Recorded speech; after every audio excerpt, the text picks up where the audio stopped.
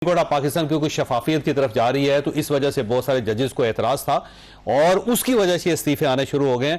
अब Peshawar high court का मैंने नाम लिया है और क़य्यूम सिद्दीकी साहब ने इस्लामाबाद हाई कोर्ट का नाम लिया क्योंकि एक जज साहब के बारे में ये सुनने में आया कि शायद वो ही मुस्ताफी हो जाए। इस्लामाबाद हाई कोर्ट से उनका ताल्लुक है। जी जनाब।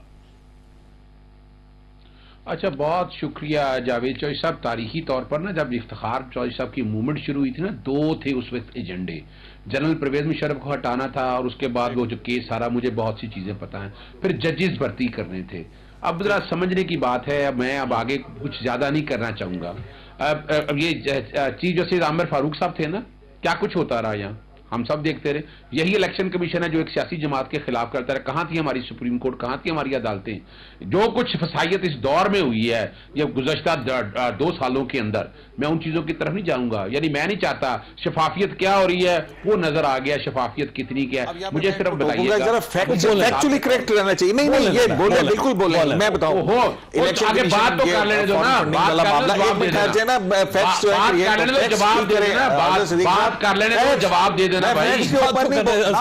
गलत नहीं करने जवाब दे दीजिएगा। हनीफ अब्बासी केस के अंदर साकिब निसार उमर अता मैं बात कर लूं फिर जवाब दे दीजिएगा भाई। मैं बात कर लूं ना, मैं बात कर लूं ना। इलेक्शन कमीशन ऑफ पाकिस्तान मुझे बात तो करने दो ना, हवाले से इन्वेस्टिगेशन करने के लिए मुझे बात तो करने दो। साकिब निसार साहब को अगर बोलने नहीं देना तुम पार्टी हो, तुम फ्रीक हो इस सारे मामले में। चीफ जस्टिस के दौर के अंदर जो है वो उनके खिलाफ भाई आप फ्रीक हैं सारे मामले में। इलेक्शन कमीशन की फैक्ट्स ना गलत करें। ओहो भाई आप फ्रीक हैं सारे मामले में, इसका मतलब एक सियासी जमात का एजेंडा लेकर चल रहे हैं आप लोग। आप फैक्ट्स ना गलत करें। मुझे बात करने दें, उसके बाद जवाब दे दीजिएगा, जो दिल चाहे जवाब कर दीजिएगा। मेरा ख्याल है कि मैं आपके खिलाफ जो है ना, मैं एक पार्टी को रिप्रेजेंट कर रहा हूं। मैं एक पार्टी को, या आप कहने हैं कि आप मुस्लिम नून को रिप्रेजेंट कर रहे हैं या किसी जस्टिस पार्टी को रिप्रेजेंट कर रहे हैं तो फिर ठीक है, लेकिन आप मुझे जवाब देने क्यों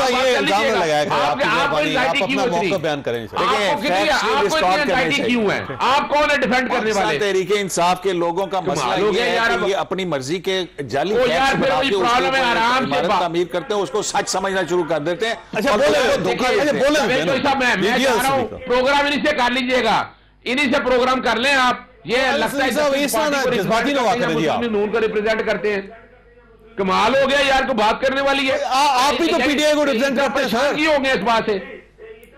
मैं कर रहा हूं पीटीआई को रिप्रेजेंट ना, आपको फैक्ट्स क्लियर कर रहा हूं। साकिब निसार साहब ने फैसला दिया था इलेक्शन कमीशन फॉरेन फाइनेंस की जो है ना, हिम्मत करके हिम्मत करके सुन लें। जी ठीक, बोले फैक्ट्स दुरुस्त रखिए, बोलने दो यार। नहीं फैक्ट्स ठीक करके चले आगे, बोलने बात नहीं बोल लेते भाई। मुझे चैलेंज मत करें फैक्ट्स के ऊपर, मैं तारीखी तौर पर बता दूंगा। चले मैं कर रहा हूं चैलेंज आपको यार, मैं भी फैसला लेके आता हूं। हर एक बात करें अपनी आप, हर एक को पता है, हर एक को पता है कि जब तहरीक अदम एतमाद वाला मामला आया था तो कौन से जस्टिस अपना उमर अता इम्तियाज साहब के पास गए थे। ये रिकॉर्ड की चीजें हैं, हर एक को पता है। अदालतें लगाने के लिए किसने कहा था, ये कहने की जरूरत नहीं है। कुछ चीजें जरा समझने वाली बात है, मैं आपके सामने फैक्ट्स पे लेके जाऊंगा। कौन सा फैसला है जो आईनी और कानूनी है? 90 दिन में इलेक्शन होने थे, 90 दिन में इलेक्शन होने थे, उसमें तौहीनी अदालत में कार्रवाई नहीं की और प्रोसीडिंग अबेट हो गई। ये रिकॉर्ड की बातें हैं। किसने कहा कि आर्टिकल 51 के तहत सामने रखते हुए पहले हल्का बंदी होनी थी और इलेक्शन डिले करने थे? ये रिकॉर्ड की बात है और वो पंचायती फैसला है। जस्टिस अतर मिलाना ने जो नोट लिखा है वो सबूत साबित कर रहा है इस बात को कि आइन और कानून क्या कह रहा था। फिर आप आगे चले जाएंगे, ये 62(1)(f) के हवाले से मामला किधर था, वो क्या कहते थे? आप दादा लगाएं, सेक्शन 57 आज भी छोड़ दिया कि इलेक्शन कमीशन डेट देगा, आर्टिकल 48 को सामने रखते हुए। फिर अभी आ जाए, सेक्शन 232 छोड़ दिया आपने फैसला नहीं किया। नजर आ गया कि गैर कानूनी और गैर आईनी सेक्शन 232 ऐड किया हुआ है। मामला हुआ अब इससे आगे आ जाए ना, इसको डिसाइड करा हिम्मत करके अल्लाह का वास्ता मुझे ब्रेक लेने दे, छोटी सी ब्रेक के बाद दोबारा जरूरत।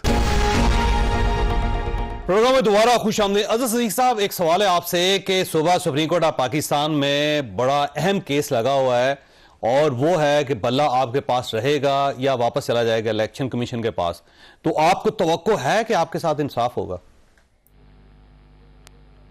देखिए, मैं आज भी समझता हूं इंसाफ होना चाहिए और इंसाफ होगा। जैसे सेम डे पिटीशन आई, जिस वक्त ऑब्जेक्शन दूर हुए, जिस वक्त लग गया, मैं उनकी तरफ नहीं जाना चाहता। देखिए आइन और कानून का क्या है, अभी इलेक्शन डिले होने, ये मकसद क्या है सारे का? मैं समझता हूं कि आइन और कानून ये कहता है कि ये पिटीशन दायर की, इसमें भारी भरकम जुर्माना, करोड़ों रुपए जुर्माना होना बनता है। किस बुनियाद के ऊपर? भाई आर्टिकल 17 है, वो पाबंदी लगाने का कहता है। आप बल्ले का निशान ना देके एक पार्टी को इस इलेक्शन लड़ने से रोक रहे हैं। आज मिसाल के तौर पर, मिसाल के तौर बल्ले का निशान नहीं देते तो सारे कैंडिडेट किस पे इलेक्शन लड़ेंगे? इसका मतलब है इलेक्शन कमीशन इलेक्शन करवाना नहीं चाहता, एक साजिश के तहत अब आया है। अब देखना यह है, इम्तिहान है हमारी सुप्रीम कोर्ट का कि ये साफ शफाफ इलेक्शन कराने के हवाले से जो बात की गई थी, लेवल प्लेइंग फील्ड की बात की थी, बल्ले के निशान से इलेक्शन कमीशन को क्या परेशानी है? वो फ्री क्यों बढ़ रहा है सारे मसले के अंदर? और पेशावर हाईकोर्ट का फैसला बिल्कुल आइन और कानून के मुताबिक है। भाई आप एक समरी प्रोसीडिंग में राइट कैसे दे सकते हैं? ये बड़ा सवाल है वैसे पाकिस्तान तहरीक इंसाफ के लिए, पूरे इलेक्शंस के लिए। रुकिएगा साहब, बात ये है कि जो पेशावर हाई कोर्ट का फैसला है, एक तो 5-6 लोगों को उन्होंने रिस्पोंडेंट ही नहीं बनाया, उनको नोटिस ही नहीं किया, और वो जो रिस्पोंडेंट थे उनको नोटिस किए बगैर ही जो है उन्होंने फैसला कर दिया। खाली यही ग्राउंड एक सुप्रीम कोर्ट में कल जो है ना वो काफी होगी। कुछ दीगर फ्री कहना, इंक्लूडिंग अकबर एस बाबर साहब, जो कहेंगे जी सर मैं तो इस मेन केस का जो मैं पिटिशनर हूं इलेक्शन कमीशन में, और जो पेशावर हाई कोर्ट ने मुझे सुना ही नहीं है, इसके ऊपर ही वो फैसला कदम हो सकता है। पहली बात। दूसरी बात यह है कि इनके अपने जो इंट्रा पार्टी इलेक्शंस हैं वो जिस तरीके से उन्होंने किए हैं, उसके बाद बल्ला का सिंबल या यूनिफॉर्म सिंबल पीटीआई के पास रहना बजाय मुझे दिखाई नहीं दे रहा। और तीसरी बात यह है कि अजहर सिद्दीक साहब को आज टिकट भी मिल रहा है, मेरी इत्तला के मुताबिक आज इनको टिकट मिल रहा है, लेकिन वो टिकट जब जमा कराएंगे तो इनको बल्ले का जो निशान है वो अलॉट नहीं होगा। तो उससे क्या फर्क पड़ता है? कोई फर्क नहीं पड़ेगा। कोई पॉपुलैरिटी तो जरी बात है, सबको मालूम है कि अजहर सिद्दीक साहब इतने ज्यादा साइंस है, बेलचा है, कैंची है, सिर्फ एक बात का जवाब दे, ट्रैक्टर है, यूनिफॉर्म सिंबल नहीं होगा, लेकिन देखिए आप पर्सन लाइक एक बात का जवाब दे दूं, मशहूर मारूफ है, एक छोटी सी बात का जवाब, यानी खाली बुकला में मारूफ तो नहीं है, वो तो बेसिकली अवाम में भी बड़े बहुत जो मकबूल हो चुके हैं। तो इनको यूनिफॉर्म सिंबल की जरूरत भी नहीं है पीटीआई को। ये तो वैसे अपना टाइम वेस्ट कर रहे हैं, इलेक्शन इलेक्शन का आगाज करें, और ये क्वेश्चन ये बताएं हमें, ये राज से पर्दा उठाएं कि इनकी जो इंतखाबी मुहिम है उसको लीड कौन करेगा? वो पार्टी अकेली काफी है जी, कमाल कर पॉपुलर पार्टी है, मसला ही कोई नहीं है। इनका जो मरकजी जो मेन जलसा करने के लिए कौन सा लीडर आएगा? अच्छा छोटा सा एक जवाब दे दूं मैं, छोटा सा एक जवाब। देखिए आप याद रखिएगा, पाकिस्तान में नामों, पूरी दुनिया में नामों से इलेक्शन लड़े जाते हैं। यहां जमाती इलेक्शन हो रहे हैं, जमाती इलेक्शन होते हैं सिंबल की बुनियाद पर। अब हमारे यहां आवाम ज्यादा पढ़ी लिखी नहीं है।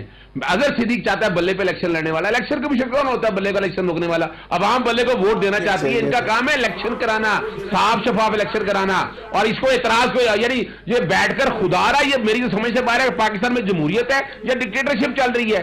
यानी यहां इलेक्शन कमीशन एक फ्रीक के तौर पर किरदार अदा कर रहा है, ये भी तारीख में लिखा जाएगा। और इलेक्शन कमीशन को मैं नहीं समझता था, तो आप मखदूम अली खान आ रहे हैं क्यों फाइल की है? इलेक्शन कमीशन की तरफ से मखदूम अली खान आ रहे हैं, तो पीटीआई की तरफ से अली जफर साहब। आप अंदाजा लगाएं इस मुल्क का करोड़ों रुपया सिर्फ एक पार्टी को। आप अंदाजा लगाएं, नवाज शरीफ के वकील जो केस लड़ते रहे, वो सारे केस लड़ेंगे आकर, अब इलेक्शन कमीशन में भी लड़ेंगे आकर, वो नैब में भी लड़ेंगे आकर, और यहां भी लड़ेंगे। आप अंदाजा लगा लें, प्राइवेट वकील आप कैसे कर सकते हैं? सिद्दीकी साहब वो सर यहाँ पे होते रहते हैं, एफआईए ने अच्छा ये सिद्दीकी साहब ये फरमाइए, भले तारीख का जबर क्रूशल वैसे कल फैसला मैं वही कह रहा हूँ, ये तारीख का जबर है कि मुझे अजहर सिद्दीक साहब के साथ इत्तेफाक करना पड़ रहा है इस मामले के ऊपर ना। देखिए मेरा ख्याल है, सच का साथ दे रहे हैं आप।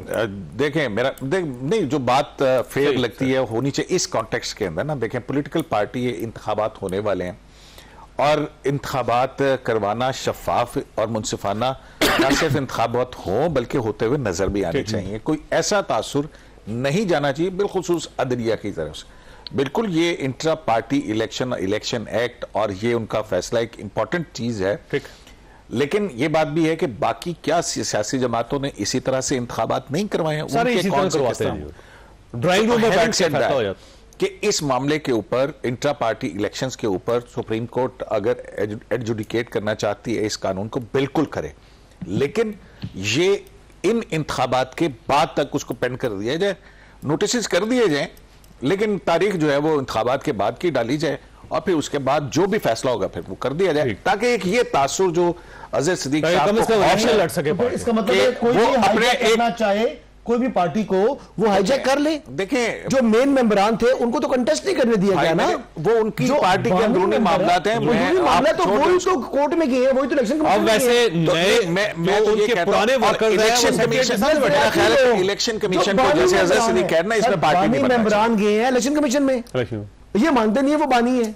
नहीं मैं अरे सिद्दीक साहब तो जुमा 8 दिन हुए उसमें गए उस बात में। देखिए जिंदा पार्टी किसी वक्त बाबर नहीं है मेंबर भाई, अकबर बाबर नहीं है मेंबर।